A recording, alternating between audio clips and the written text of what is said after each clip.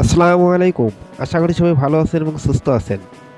স্বর্ণের দাম এইবারে এই কমে।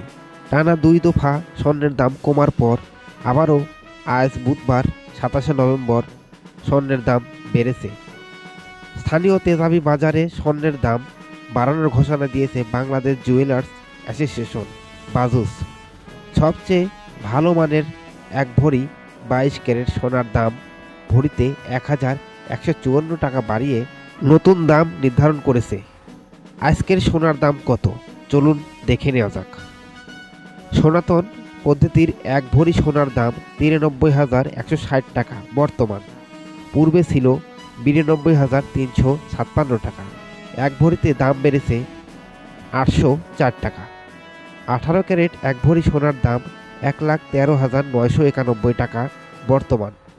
পূর্বে ছিল ১,১২,৫৪৬ টাকা। এক ভরিতে দাম বেড়েছে ৯৪৫ টাকা। ২১ ক্যারেট এক ভরি সোনার দাম ১,৩২,৩৯৮ টাকা বর্তমান। পূর্বে ছিল ১,৩১,৩০২ টাকা। এক ভরিতে দাম বেড়েছে ১,০৯৬ টাকা। ২২ ক্যারেট এক ভরি সোনার দাম ১,৩৮,৭০৮ টাকা বর্তমান। পূর্বে ছিল ১,৩৭,৫৫৪ টাকা। এক ভরিতে দাম বেড়েছে ১,১৫৪ টাকা। দেশের বাজারে স্বর্ণের দাম বাড়লেও রূপার দাম অপরিবর্তিত রয়েছে। ২২ ক্যারেট এক ভরি রূপার দাম ২,৫৭৮ টাকা।